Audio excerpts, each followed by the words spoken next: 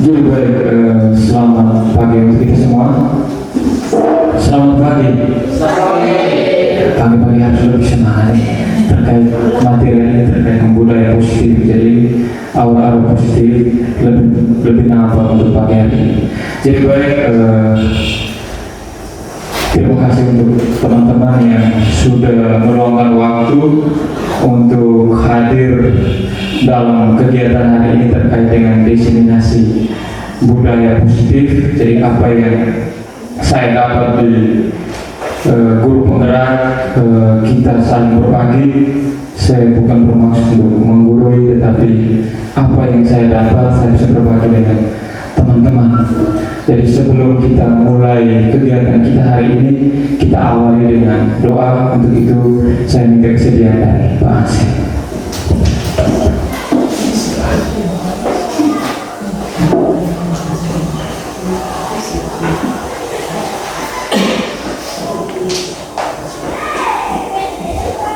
Marilah kita siapkan hati dan batin untuk berdoa dalam nama Bapa.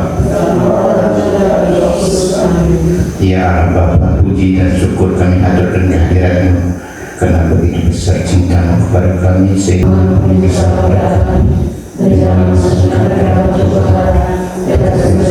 Tuhan dalam nama Bapa.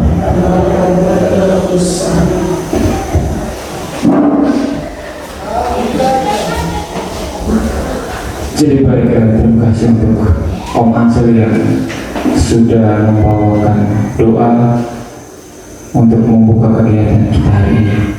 Untuk selanjutnya mari kita dengar sepatah dua kata dari Bapak Kepala Sekolah kepada Bapak waktu saya berikan.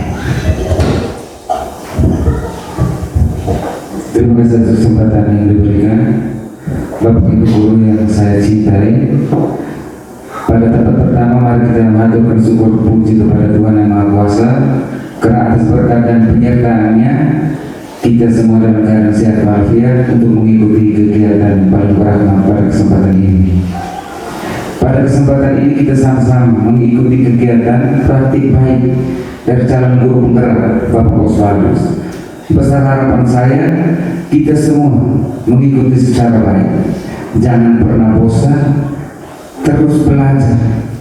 Ini hal positif. Sebagai pimpinan saya merasa bersyukur bahwa di sekolah kita ada calon guru penggerak. Bukan berarti karena kehebatan, tapi karena guru yang mau belajar. Oleh karena itu sebagai pimpinan kita semua diharapkan untuk mengikuti kegiatan dari awal sampai akhir. Jika ada yang kurang dipahami tolong ditanya, agar lembaga pendidikan kita semakin hari semakin berubah ke arah yang lebih baik. Mari kita ikuti kegiatan ini, bagaimana proses kita mau memusatkan pendidikan atau pembelajaran yang berpusat pada anak. Jadi pada kegiatan hari ini dari budaya positif ada beberapa ahli di situ, terutama tentang perubahan paradigma belajar. Jadi kita ikuti secara baik dan syukur puji Tuhan kita diberi kesempatan untuk belajar. Ini bukan hal baru, tapi kita sama-sama bergerak teristimewa dalam komunitas SMP ini ke depan bawah. Oleh karena itu, untuk tidak memperpanjang kata, waktu dan kesempatan sepenuhnya saya serahkan kepada Bapak Oswald. Sekian dan terima kasih. Jadi baik, terima kasih untuk Bapak Kepala Sekolah yang sudah membuka acara kita pada hari ini dengan resmi. Jadi sekali lagi saya mengucapkan selamat datang untuk teman-teman yang sudah meluangkan waktu untuk menyempatkan diri hadir dalam kegiatan kita hari ini, meskipun dengan kegiatan yang begitu full, apalagi di minggu-minggu seperti ini kita banyak sekali kegiatan yang membuat tenaga kita terkuras habis-habisan. Tambah lagi dengan hari ini kita duduk kembali di sini untuk melihat bersama terkait dengan budaya positif. Oke, tidak berpanjang kata, saya langsung saja kepada materi kita hari ini terkait dengan diseminasi budaya positif. Next.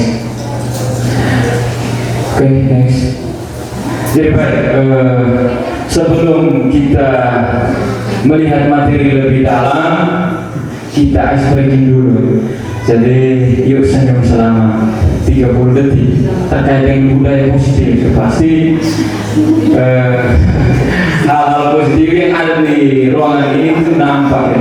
Jadi kelas itu seperti itu supaya siswanya lebih enak untuk mendengar materi. Aura positif kita masuk, jangan dengan beban yang kita pikul dari rumah sampai ke sekolah itu mempengaruhi proses pembelajaran. Oke, sekarang kita berdiri. Saya minta kita semua berdiri. Oke, jadi sekarang Bapak Ibu guru saling berhadapan, cari pasangannya. Cari pasangan, cari berhadapan. Ya, jadi sekarang itu lebih sudah muncul. Oke. Jadi berhadapan.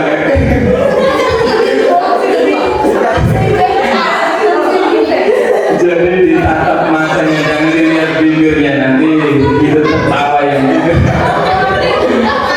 Oke, saling berhadapan. Sudah saling berhadapan, cari pasangan. Kalau tidak ada pasangan, nanti di rumah nanti dengan pasangan masing-masing. Oke.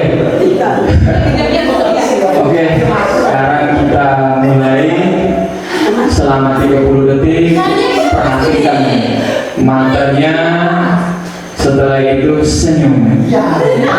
Usahakan senyum. Jangan senyum terpaksa ya, tapi senyum benar-benar dari hati. Oke, kita mulai ya. 1, 2, 3. Senyum. Oke, lagi sekali. 1, 2, 3. Iya, ya terima kasih tanggung jawab kita semua. Jadi ini yang dari budaya positif, jadi senyum itu yang paling penting, tapi jangan senyum-senyum sendiri. Oke, next. Jadi baik, di dalam kegiatan kita hari ini terkait dengan diseminasi budaya positif punya kesepakatan. Jadi kesepakatan forum diseminasi. Jadi kalau kita di kelas sebelum mulai pembelajaran pasti ada kesepakatan kelas. Nah, juga seperti di kegiatan-kegiatan seperti ini punya kesepakatan. Jadi ini kesepakatan yang saya buat. Itu yang pertama menghargai siapapun, yang kedua menjadi pendengar yang baik, yang ketiga izin saat ada keluar kelas, yang keempat tinggalkan ruangan dengan keadaan bersih. Ini kesepakatan dari saya. Mungkin ada dari teman-teman terkait dengan kesepakatan selama kegiatan kita hari ini. Mungkin ada yang mau ditambahkan, silakan. Namanya kesepakatan ya, membangun kesepakatan sesuai dengan teman-teman. Bagaimana terkait dengan kesepakatan? Bagaimana?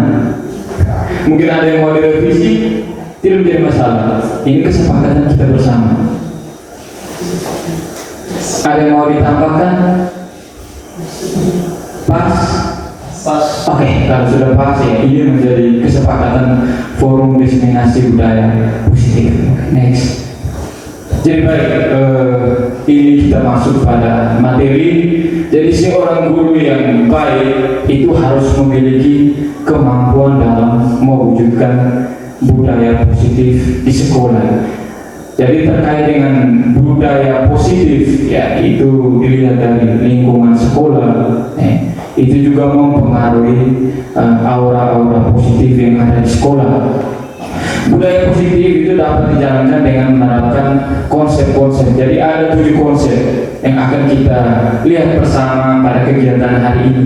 Itu yang pertama terkait dengan perubahan paradigma belajar. Jadi kita lihat terkait dengan paradigma belajar. Selain itu ada disiplin positif, motivasi perilaku manusia, keyakinan sekolah atau kelas, kebutuhan dasar manusia, posisi kontrol restitusi, dan segitiga restitusi. Jadi ini konsep-konsep dalam budaya positif. Okay, next. Jadi baik, kita lihat yang pertama terkait dengan perubahan paradigma belajar. Iya, kita games lagi. Jadi saya minta teman-teman untuk cari pasangan masing-masing.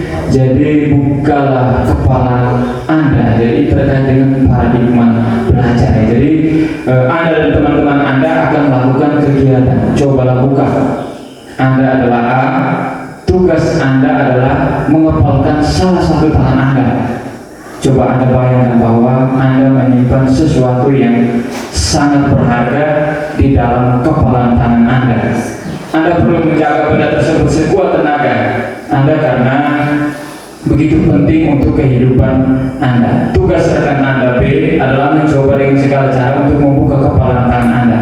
Teman Anda B boleh membujuk, menghardik, mengintimidasi, memarahi, menggoda, menggelitik, bahkan menawari Anda uang agar Anda bersedia membuka kepala tangan Anda. Oke, sekarang kita cari pasangannya.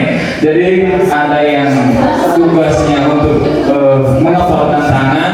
Jadi ada yang berusaha untuk membuka kepala tangan. Jadi iya, oke. Sudah dapat pasangan. Oke. Jadi baik. Jadi ada yang tugasnya untuk mengepalkan, iya, mengepalkan tangan. Jadi ada yang tugasnya untuk membuka kepala tangan. Jadi yang mengepalkan tangan, jadi bayangkan di dalam kepala itu ada sesuatu yang sangat berharga. Ada sesuatu yang sangat berharga, tetapi ada lawan yang berusaha untuk membuka kepala Anda. Apakah dengan dia menawari sesuatu berupa uang atau memarahi, menggoda, Anda berusaha untuk membukanya atau Anda tetap mempertahankan kepala tersebut ya. Oke, kita mulai 1, 2, 3. Jadi dengan berbagai cara memarahi atau mengintimidasi, membujuk atau menggelitik.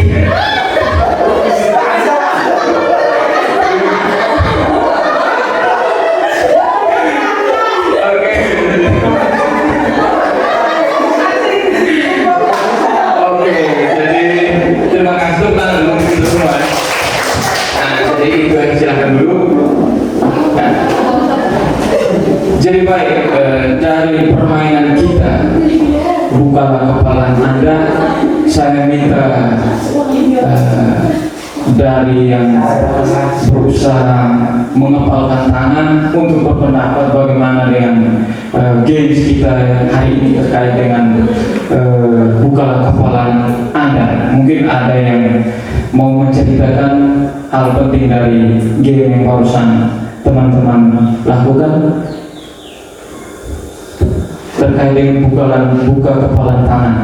Dari yang mengepal tangan tadi, mungkin ada masukan mungkin terkait dengan game tadi. Apa yang Anda petik dari game tersebut? Silakan. Namanya benda berharga kita miliki.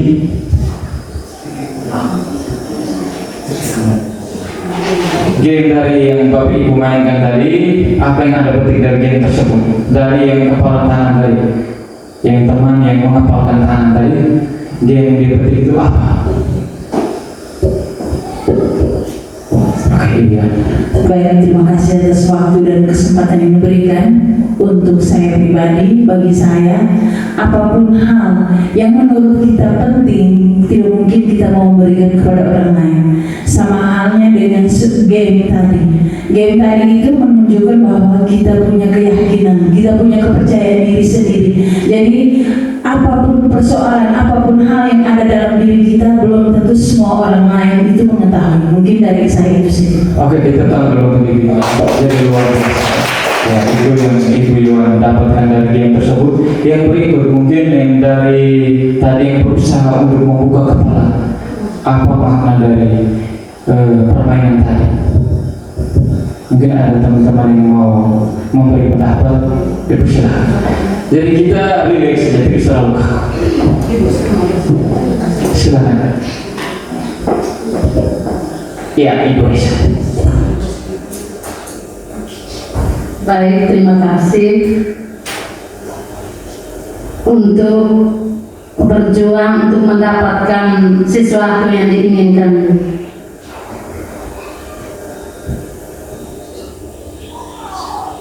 Oke, berusaha untuk mendapatkan sesuatu itu dengan cara berjuang seperti ini. Jadi baik, terima kasih untuk Ibu Reza. Jadi baik, terkait dengan materi yang pertama, jadi yang dapat mengontrol diri kita sendiri ya kita sendiri, bukan orang lain.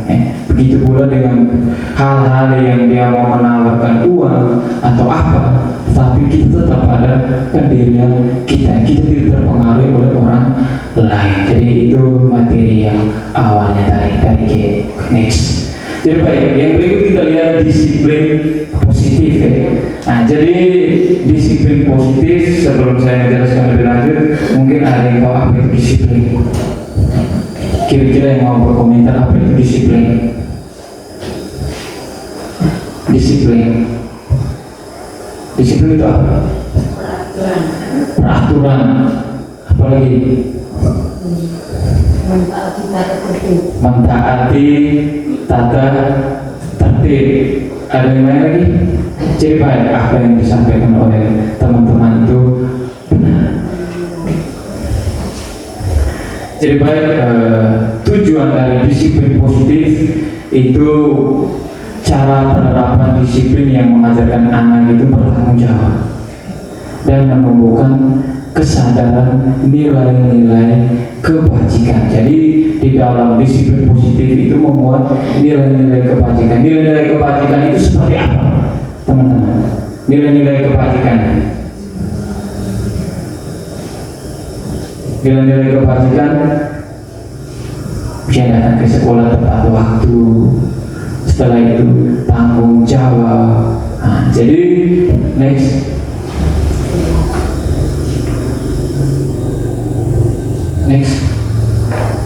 Jadi baik, disiplin diri dapat membuat murid memahami dan menyadari berdasarkan motivasi internal, bukan akibat paksaan, pujian atau hukuman. Jadi terkait dengan disiplin positif itu bukan karena paksaan, bukan karena paksaan, tetapi ini berasal dari diri kita sendiri, dalam arti itu internal, bukan eksternal atau bukan merupakan hukuman.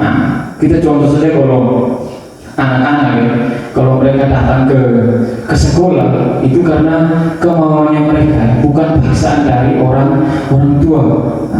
Itu contoh terkait dengan disiplin positif. Begitu pula hukuman, apa yang kita pesan ke mereka. Misalnya hari ini kita minta mereka untuk membersihkan lingkungan, tapi ada anak-anak yang usia mereka membawa alat karena kesadaran dari dalam diri mereka, bukan karena ada paksaan dari bapak ibu guru. Jadi ini yang perlu kita terapkan di lingkungan sekolah. Ini terkait dengan disiplin positif. Jadi ini motivasi itu berdasarkan internal, bukan berasal dari luar atau eksternal. Oke, next. Jadi baik, nilai-nilai kebajikan itu sesuai dengan kurikulum Merdeka itu memiliki 6 profil pelajar Pancasila yang membuat nilai-nilai kebajikan tadi. Misalnya datang ke sekolah tepat waktu atau tanggung jawab, itu semuanya termuat di dalam profil pelajar Pancasila.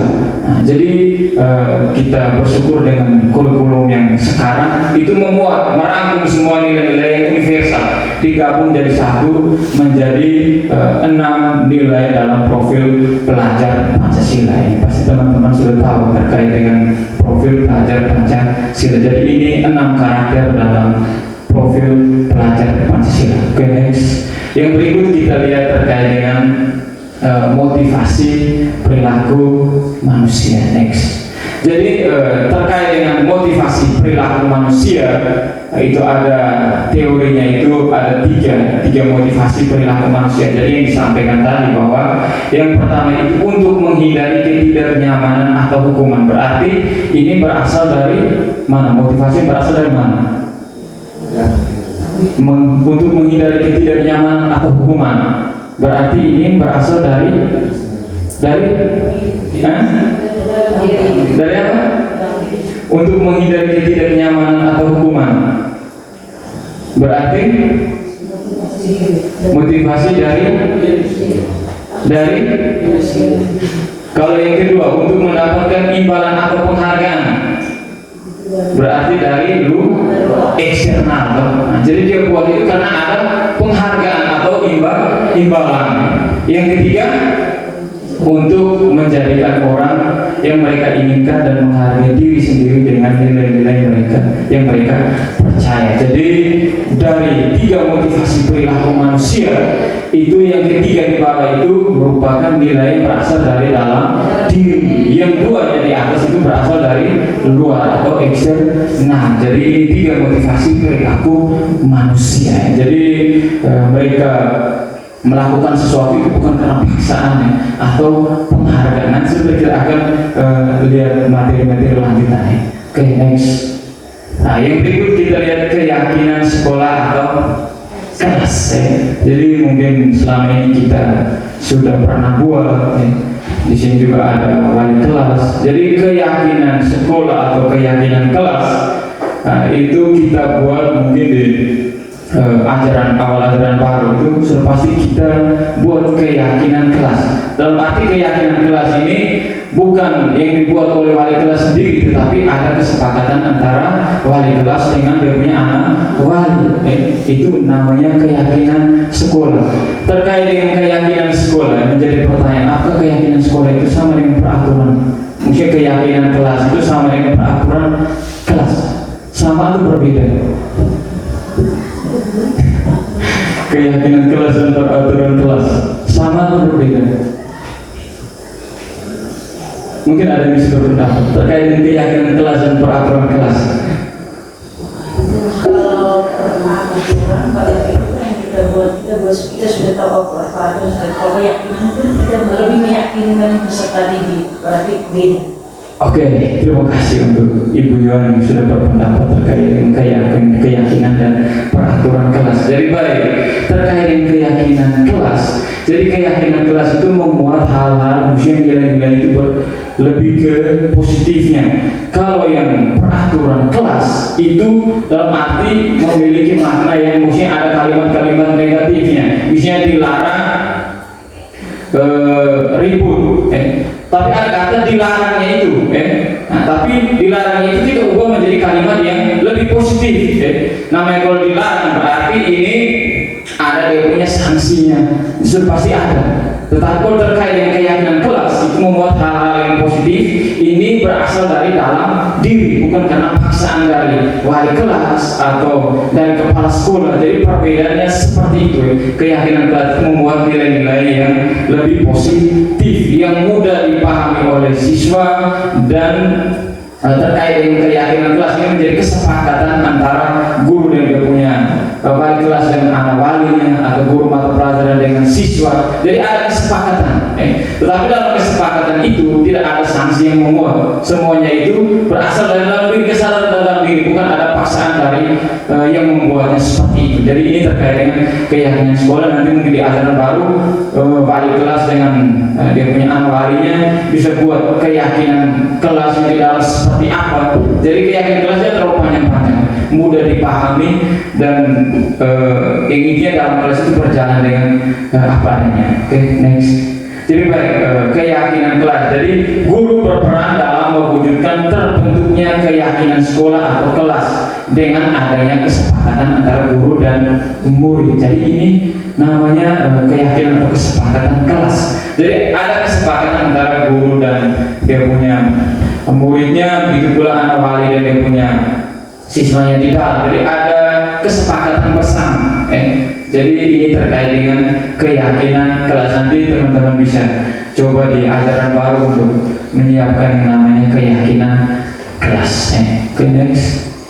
Jadi baik, keyakinan sekolah atau kelas berupa pernyataan universal yang mudah diingat dan dipahami dan harus diterapkan di lingkungan sekolah. Jadi itu nilai-nilainya harus memuat hal-hal yang positif. Maksudnya kalimat yang dalam peraturan sekolah terkait dengan dilarang itu dari sedikit ya, kita menghilangkan kalimat itu diganti dengan kalimat yang lebih positif. Nah, di sini ada guru bahasa Indonesia bisa merangkai kalimat itu menjadi kalimat yang lebih baik lagi.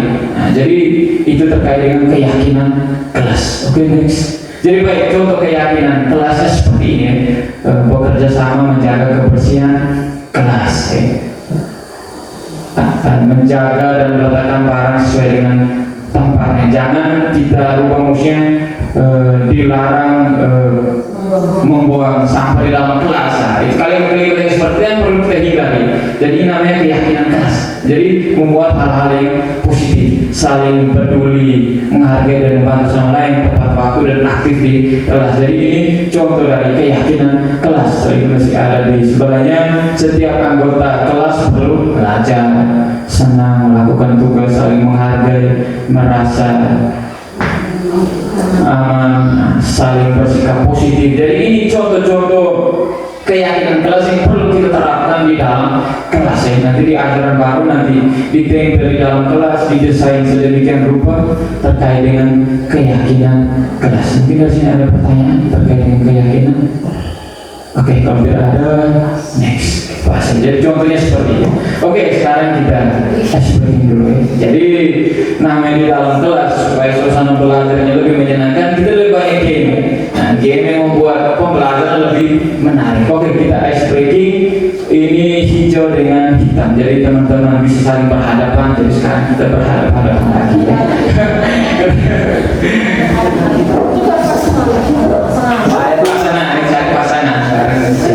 Jadi gamenya seperti ini, hijau dan hitam. Jadi kita tepuk ya. Nah, misalnya ada yang teman di sebelah mungkin yang hijau, ada yang hitam. Nanti sebentar kita bisa bilang hijau, nanti hijau yang tepuk, hitamnya menghindar. Nah, kita bisa bilang hitam, ya hitam tepuk, hijaunya menghindar. Bisa paham kan? Oke, kita buat game-game yang sederhana. Oke. Samping gini iya. Oke.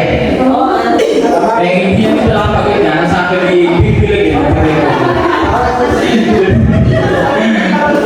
Oke, jadi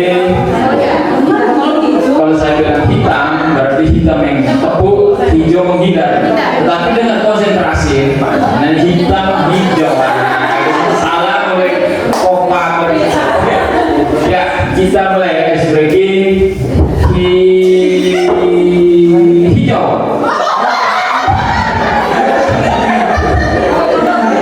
Oke. Hijau.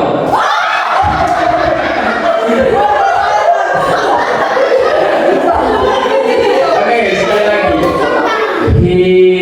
Hitam.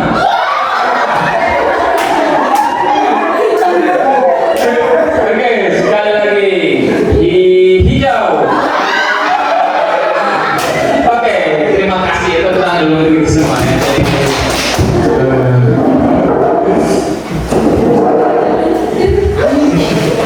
Jadi di kelas bisa Bapak Ibu gunakan explain seperti. Oke, kita lanjut yang berikut terkait dengan kebutuhan dasar manusia ya. Jadi berbicara tentang kebutuhan dasar ya. Mungkin ada yang bisa berpendapat terkait dengan kebutuhan dasar manusia. Kebutuhan dasar itu untuk apa misalnya?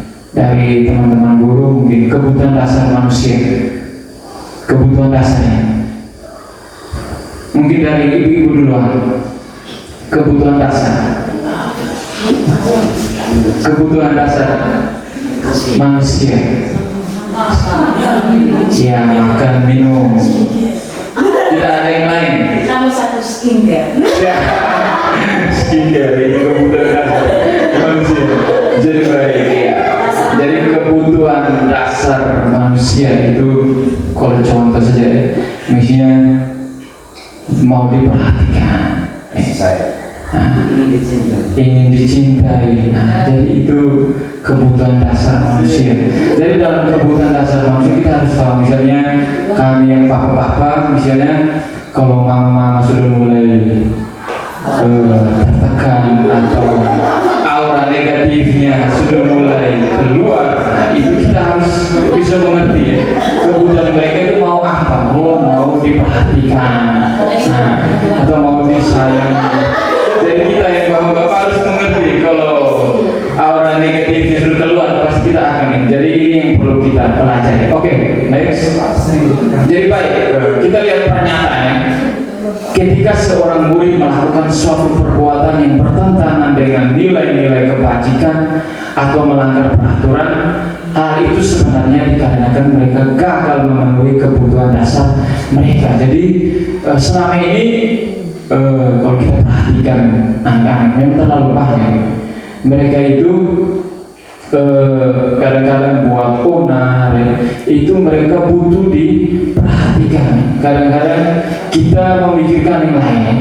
Kadang sebagai kita langsungkan mereka terlambat, kita ketok, kita beri hukuman, beri sanksi. Tetapi itu mereka ingin diperhatikan. Jadi kita tak henti-hentinya untuk terus memperhatikan mereka, terutama mereka yang terus membuat problem di sekolah, itu yang menjadi kita prioritaskan. Jadi terkait dengan nilai-nilai kebajikan, itu mereka ingin memenuhi kebutuhan dasar mereka. Oke, next.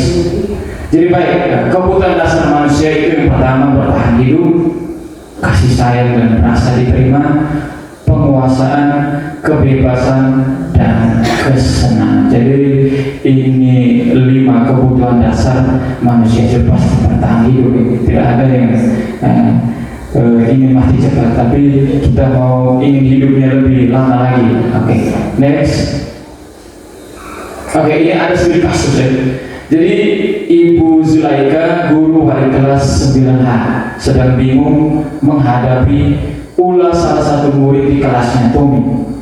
Beberapa anak telah mengeluhkan Tommy yang seringkali meminta bekal makan siang.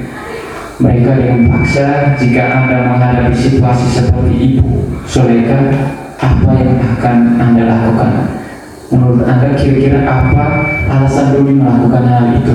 Mungkin ada yang bisa berpendapat terkait dengan kasus yang dialami Tommy. Apa yang akan Anda lakukan? Misalnya dari kasus yang ada ini, ada yang bisa berpendapat sesuai dengan 5 kebutuhan dasar manusia tadi terkait dengan kasus ini. Ada yang bisa berpendapat? Ibu Yohan. Baik, menurut saya anak seperti ini berarti dia butuh perhatian dan kasih sayang. Karena kadang di rumah, sampai anak seperti ini karena di rumah orang tua tidak pernah memperhatikan anak, dari pola makan segala hal. Jadi ketika di sekolah dia merasa bahwa apa yang dia buat di rumah itu di sekolah dia bisa buat seperti itu. Dan kalau seperti Ibu Zulaika itu ya, berarti yang paling utama itu pendekatan langsung. Karena kita harus tahu anak itu dia maunya seperti apa. Dengan adanya seperti itu yakin sejak diatur. Oke, terima kasih Ibu Yon yang sudah berpendapat terkait dengan kasus yang ada atau yang sudah dialami selama ini di sekolah. Oke, next. Jadi baik, kita lihat dari 5 kebutuhan dasar manusia tadi, dari kasus yang ada, kita lihat alasan Tommy yang pertama itu karena ia lapar. Ia lapar dan orang tuanya tidak membawakannya bekal makan siang. Maka kebutuhan dasar yang sedang berusaha dipenuhi oleh Tommy adalah kebutuhan untuk bertahan hidup. Jadi ini dari kasus yang pertama tadi terkait dengan kebutuhan bertahan hidup. Jadi karena dia lapar dan orang tuanya tidak membawakan bekal makan siang, makanya yang terjadi seperti yang kasus tadi, bisa ambil makanan dari teman yang lain. Oke, ini bertahan hidup dari alasan kasus yang pertama, dari kasus tadi. Yang kedua, kita lihat alasan Tommy yang kedua, karena dia merasa senang temannya ketika memperhatikan dia. Temannya melaporkan tindakannya itu pada gurunya dan gurunya memberitahu orang tuanya sehingga orang tuanya jadi memperhatikan dia. Jadi ini tadi, dia butuh diperhatikan. Jadi dia buat seperti itu dia ambil bekalnya teman, sementara teman lalu ke wali kelas atau guru mata pelajaran, di situ dia ingin diperhatikan. Sebenarnya sampai orang tua itu siap makan. Nah, makanya disampaikan ke wali kelas, kita butuh perhatian di situ, baru wali kelas menyampaikan ke orang tua. Jadi ini alasan Tommy yang kedua, kasih sayang dan rasa diterima. Oke. Alasan Tommy yang ketiga karena temannya jadi takut dengan dia dan menuruti keinginan. Maka sebetulnya Tommy sedang berusaha memenuhi kebutuhan dasar akan kekuasaan. Jadi ini yang sering terjadi, dia ingin menguasai di kelas, menjadi geng seperti itu. Tetapi dengan dia menjadi seperti itu, kita bisa kasih tugas tambahan untuk dia. Oh, kau jadi wali kelas, jadi ketua kelas, seksi keamanan. Kita beri tanggung jawabnya untuk dia. Nah, di situ kita maksudnya seolah-olah dia diperhatikan oleh guru atau oleh wali kelas. Jadi ini terkait dengan kekuasaan. Oke. Alasan Tommy yang keempat karena dia merasa bosan dengan bekal makanan yang dibawakan ibunya dari rumah, karena ibunya selalu membawakan bekal yang sama. Oleh karena itu dia ingin mencoba makanan teman-teman yang beraneka ragam. Maka Tommy sedang berusaha memenuhi kebutuhan akan kebebasan. Nah, jadi itu alasan yang keempat. Oke, yang berikut alasan yang kelima karena ia melakukan karena iseng saja dan ia menikmati ekspresi wajah teman-temannya yang kesal. Nah, karena dia ambil makanan dan menurut dia ekspresi teman-temannya itu lucu, maka berarti Tommy sedang berusaha memenuhi kebutuhan akan kesenangan. Jadi ada yang iseng seperti itu, mungkin hanya ingin kamu teman. Nah, jadi ini kebutuhan yang itu terkait dengan kesenangan. Oke. Ya, itu terkait dengan kebutuhan dasar manusia. Yang berikut kita lihat posisi kontrol restitusi. Jadi kita lihat terkait dengan posisi kontrol restitusi. Di sini saya coba hilangkan yang namanya restitusi. Kita lihat terkait dengan posisi kontrol. Posisi kontrol itu sama dengan apa? Tapi sinonim dari posisi kontrol itu apa? Posisi kontrol. Kita lihat dulu yang restitusi. Lihat yang posisi kontrol. Kontrol, posisi kontrol. Kontrol itu apa? Atur atau pantauan, ya kita pengendalian seperti itu. Nah, kalau ya next. Jadi baik, menurut teori itu ada 5 posisi kontrol dalam restitusi. Itu yang pertama, guru sebagai penghukum. Yang kedua, guru sebagai pembuat merasa bersalah. Yang ketiga, guru sebagai teman. Yang keempat, guru sebagai pemantau. Dan yang kelima, guru sebagai manajer. Jadi dari 5 kontrol restitusi, mungkin teman-teman berada pada posisi yang mana?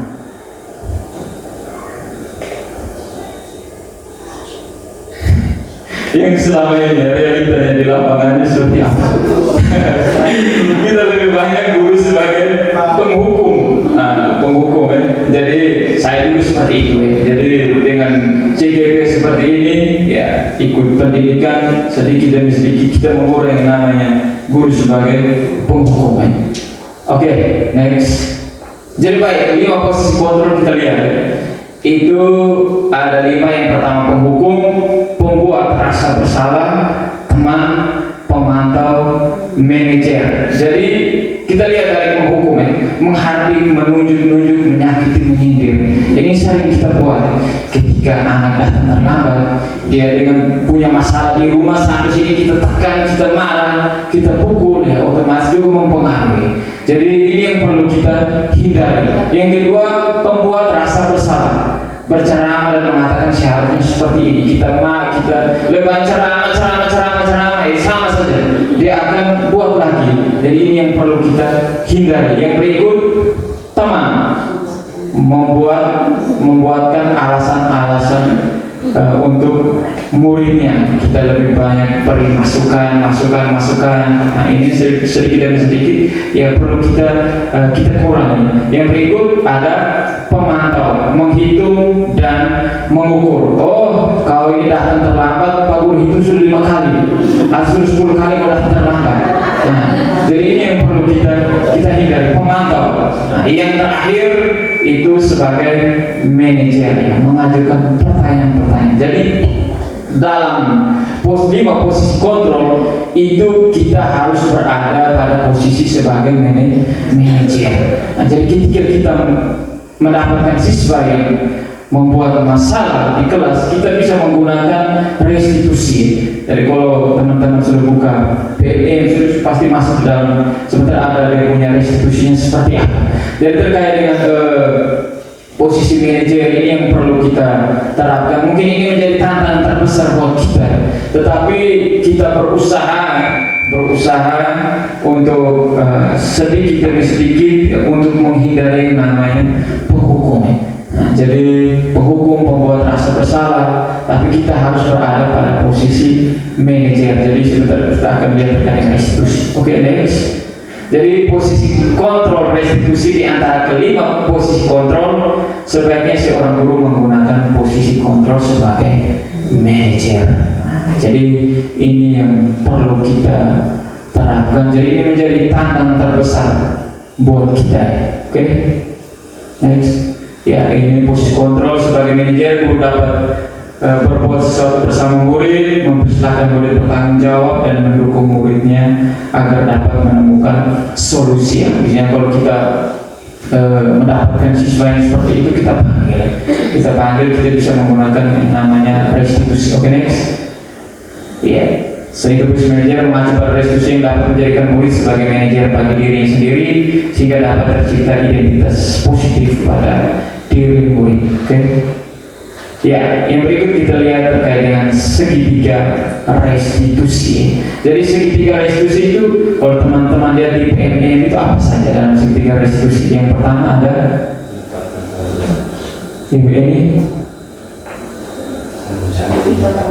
menstabilkan identitas. Yang kedua, memvalidasi tindakan yang salah. Yang ketiga, menanyakan keyakinan kelas. Oke, next. Jadi baik, tahapan dalam segitiga restitusi itu teman-teman bisa lihat di depan: menstabilkan identitas, validasi tindakan yang salah, menanyakan keyakinan. Jadi ini yang perlu kita buat ketika menghadapi anak yang bermasalah. Tapi dalam benak kita ini, kita di timur harus muslim sistem yang penghukum dan kekerasan, tapi itu tidak bisa membuat anak untuk berubah. Karena dia berubah mungkin hanya sesaat saja, besok dia buat lagi. Tapi dengan kita menggunakan segitiga restitusi, kita buat terus, itu otomatis dia akan mengalami yang namanya perubahan. Jadi ini yang perlu kita kolaborasi bersama. Di sini ada guru bimbingan konseling, jadi mungkin ibu guru mereka sudah pernah dapat. Di sini mungkin saya bisa tambah sedikit terkait dengan segitiga restitusi. Oke, next. Ya, menstabilkan identitas. Ya, kita lihat yang pertama, menstabilkan identitas. Ya, jadi menstabilkan identitas dilakukan berdasarkan prinsip bahwa membuat kesalahan adalah bagian dari proses pembelajaran yang nantinya akan menggeser identitas gagal ke arah identitas sukses. Dari awal kita panggil mereka, kita menstabilkan identitas dulu. Nanti ada yang punya ciri-ciri yang terkait dengan menstabilkan identitas seperti apa. Oke, guys. Ya, ini menstabilkan identitas itu yang pertama, berbuat salah itu hal yang manusia. Kita panggil.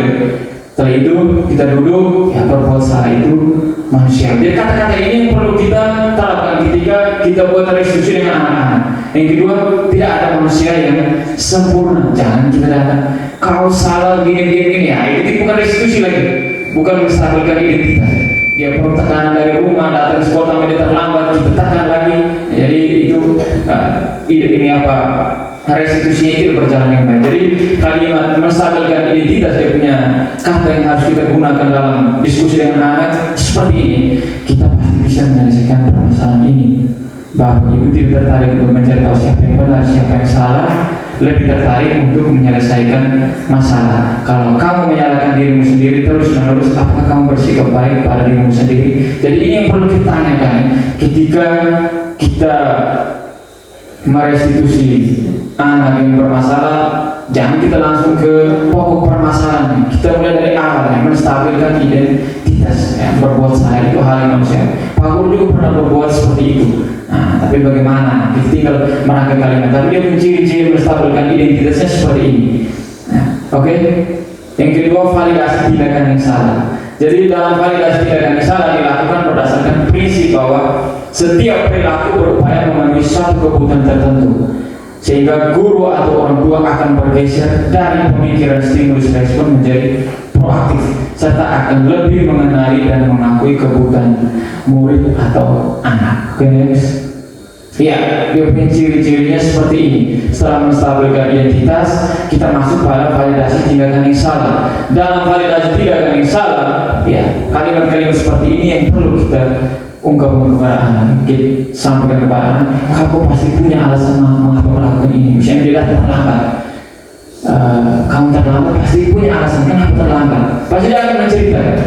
Tapi selama ini mungkin saya juga seperti itu, teman-teman mengalami dia sudah terlambat karena kita di hotel kita hantam lagi ya. Nah, jadi ini yang perlu kita belajar sama terkait dengan restitusi, validasi tindakan yang salah. Kita tanya, kamu pasti punya alasan mengapa kamu melakukan. Jadi itu apa penting bagi kamu? Kamu boleh tetap berusaha mencari sikap itu, tapi tambahkan sikap yang lain yang baru. Mau kamu belajar cara lain untuk mendapat yang kamu butuhkan tanpa harus menunggu. Jadi ini tadi menjadi tantangan kita bersama ya, terkait dengan restitusi, validasi tindakan yang salah. Tapi kalau mungkin di Jawa ya mungkin dia terapkan seperti itu. Tapi kalau kita di Timur mungkin agak susah. Tetapi mau tidak mau ya kita harus berusaha membawa perubahan di SMP Negeri 4 untuk membuat mungkin mengatasi anak yang bermasalah dengan restitusi. Jadi ini validasi tindakan yang salah. Nanti saya share di materi. Oke, berikut. Oke, yang berikut menanyakan keyakinan. Jadi menanyakan keyakinan dilakukan dengan memberi pertanyaan bermakna kepada murid atau anak untuk memunculkan motivasi secara intrinsik sehingga mampu mengajarkan keyakinan dengan tindakan yang salah. Misalnya dia datang terlambat. Tadi saat kita membuat validasi tindakan yang salah, mungkin kita tanya, pasti masih ingat keyakinan kelas apa yang sudah menjadi kesepakatan kita di kelas? Oh, disiplin. Nah, di situ yang dia sampaikan. Jadi ini kita menanyakan keyakinan kelas apa yang dia langgar. Dia akan sampaikan, oh, disiplin. Nah, itu. Jadi ini dia punya keyakinan yang menanyakan keyakinan. Oke, next. Ya, ciri-cirinya seperti ini. Apa nilai kita percaya di sekolah kita? Nilai apa yang telah kita sepakati? Dan pasti dalam keyakinan sudah kita buat komitmen bersama antara guru dengan murid. Sudah pasti mereka akan ingat yang intinya ya keyakinan kelasnya terlalu panjang-panjang, mudah mereka pahami, mudah mereka mengerti. Biar mungkin hanya 4 atau 5 tidak menjadi masalah. Yang intinya mereka bisa tahu dia punya makna. Jadi ini tadi setelah kita memvalidasi tindakan, yang terakhir kita menanyakan keyakinan. Jadi dia punya pertanyaannya, Bapak Ibu guru bisa buat dia seperti ini, gambarannya seperti ini. Kamu ingin jadi anak seperti apa? Nah, setelah itu apa yang kamu rasakan ketika kamu lakukan itu? Kamu menjadi orang yang seperti apa? Pasti di situ dia akan menceritakan.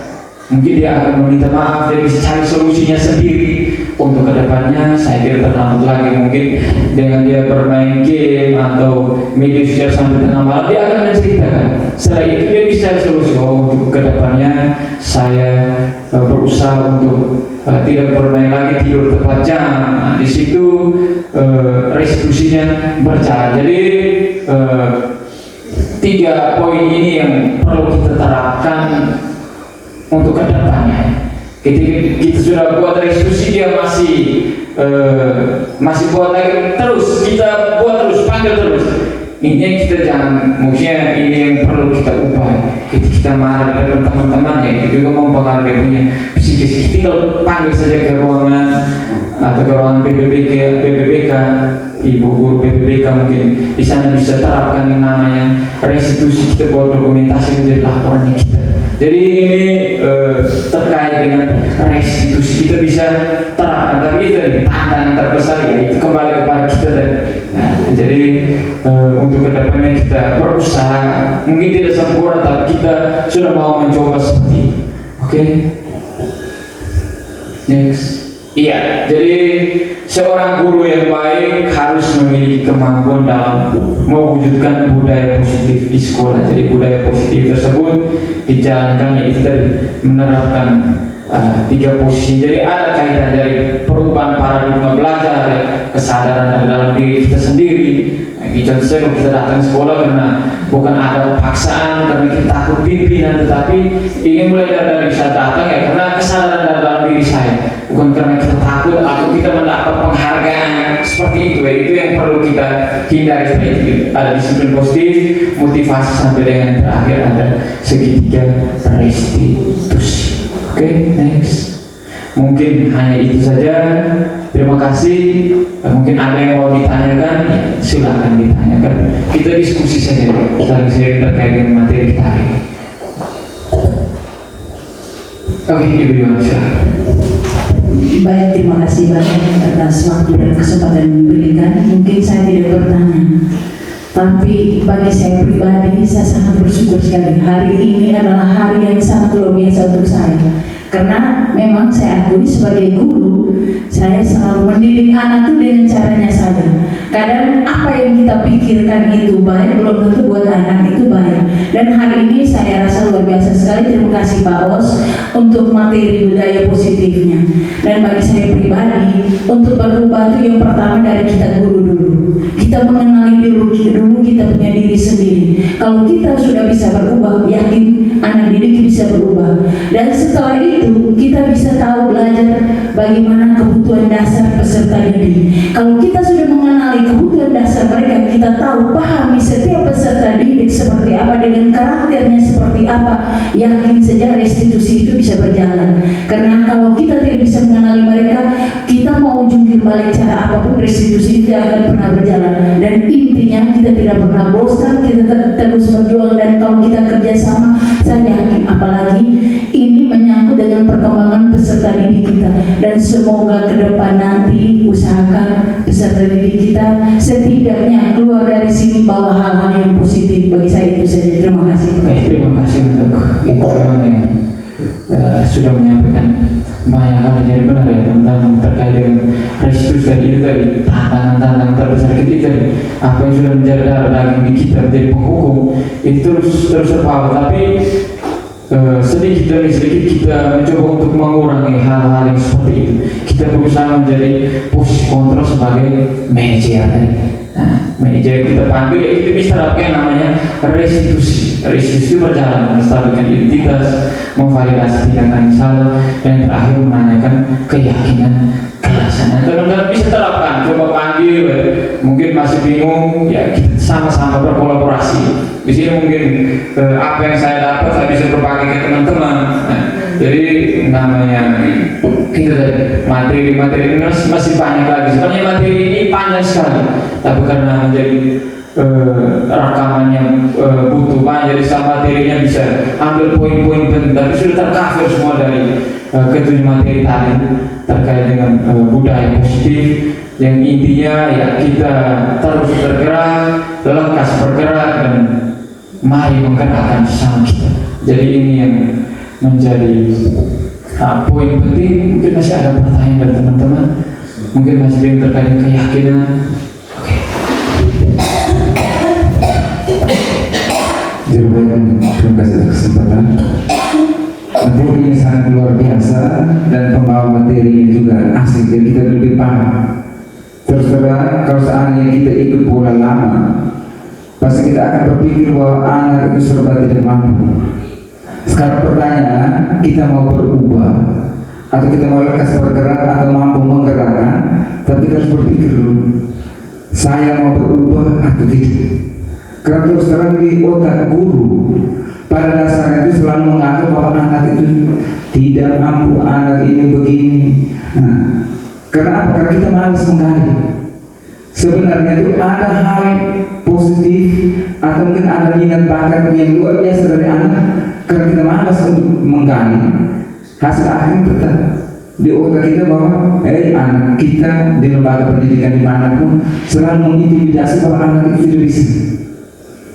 Sekarang kita akan terbaru bagi kita guru, bagaimana kita sebagai penggerak atau motivator untuk anak, bagaimana dia bisa membangun rasa percaya diri. Jadi kalau dengan keadaan restitusi saya yakin tidak ada tindakan kekerasan, tetapi kita selalu bertindak dari hati. Saat itu maka anak dengan penuh percaya diri malah dia akan mengekspresikan apa yang dia miliki.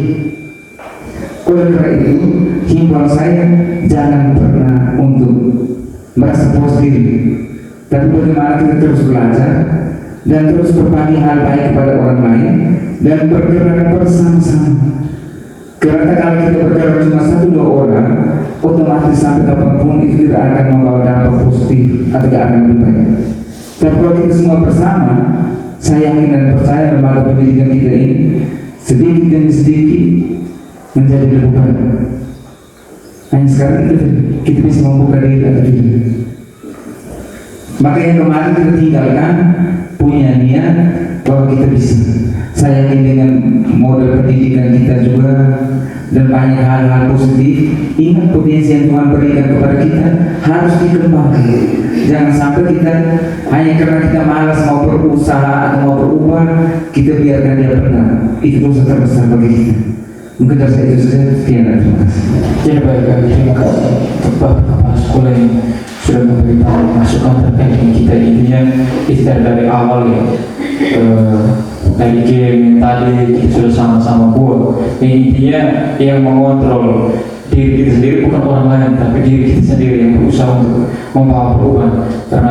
Bukan karena paksaan atau penghargaan dari seseorang, tapi itu kembali ke pribadi dari kita sendiri mau berubah atau tidak. Jadi terima kasih untuk Bapak Kepala Sekolah terkait dengan restitusi ya. Intinya di restitusi ini mungkin ada pertanyaan, mungkin ada kesulitan ketika menghadapi siswa yang bermasalah.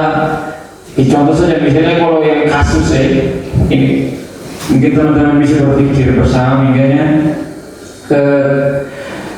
kasus siswa ini misalnya ini bentrokan antar sekolah yang kita mau restitusi itu seperti apa? Ini melibatkan musuhnya semua sekolah, tawuran antar pelajar antar sekolah. Restitusinya itu misalnya seperti apa?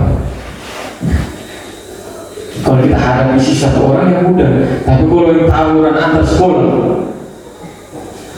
itu yang dalam pikiran teman-teman seperti apa? Ya kalau mungkin ya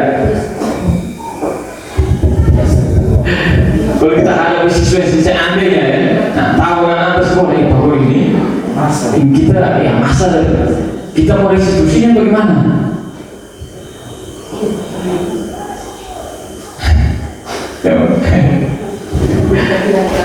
Iya, itu kita bisa melibatkan pihak keamanan. Intinya dari kembali ke kita cari sumber masalahnya seperti apa. Kita bisa panggil kalau dari siswa kita yang buat masalah, kita panggil siapa yang pelakunya itu siapa. Kita bisa restitusi.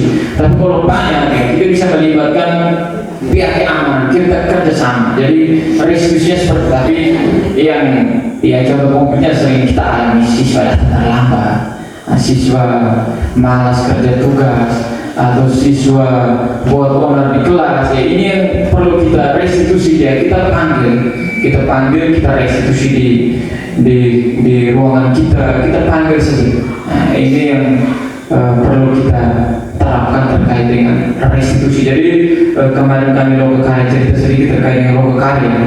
Jadi kemarin ada salah satu guru dari sekolah dari SMP Negeri 3, dia mengangkat terkait dengan rencana dia ke depan untuk mengurangi namanya penghukum. Jadi di sana banyak pertanyaan teman-teman guru apakah berjalan atau tidak. Tetapi dia berusaha untuk mencobanya itu menjadi tantangan terbesar pada dirinya sendiri. Apakah teman-temannya bisa atau tidak? Nah, tetapi itu tadi kembali lagi kepada diri kita sendiri, kita mau berubah atau tidak. Nah, jadi itu kembali dia angkat untuk rencana tidak lanjutnya ke depan seperti apa. Tapi kemarin kalau di sini ya saya budayakan 5 Estoma yang perlu kita terapkan ketika awal. Kita bisa tempel di pintu masuk dengan papan kecil-kecil, budayakan 5 Estoma, salam, sapa, sopan, santun, tolong, maafkan. Itu yang menjadi rencananya ke depan nanti di ajaran baru kita berkolaborasi bersama. Jadi ini terkait dengan budaya positif. Mungkin ada tambahan atau masukan? Ada pertanyaan? Mas. Pas ya? Oke, kalau tidak ada pertanyaan, jadi terima kasih untuk teman-teman semua, Bapak pimpinan yang sudah memberikan saya kesempatan pada hari ini menyampaikan materi terkait dengan diseminasi budaya positif. Jadi apa yang saya pelajari, bukan saya tahu semua saya, tapi kita saling pelajari apa yang saya dapat, saya berbagi dengan teman-teman. Jadi pentingnya seperti itu. Dan terima kasih banyak untuk Bapak pimpinan, begitu pula Bapak Ibu guru pegawai yang sudah meluangkan waktu untuk hadir dalam kegiatan hari ini dengan tugas yang begitu banyak, nilai-nilai yang belum saya termasuk dengan seperti ini. Jadi terima kasih sudah meluangkan waktu. Mungkin kedepannya lagi ya kita terus bergerak dan menggerakkan. Mungkin hanya itu saja. Selamat siang. Kita akhiri kegiatan kita hari ini dengan doa. Untuk itu saya beri kesempatan.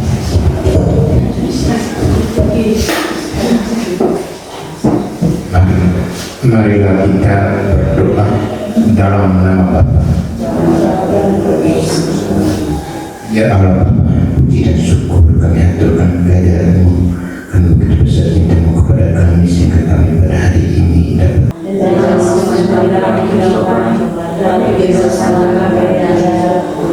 dalam nama Bapa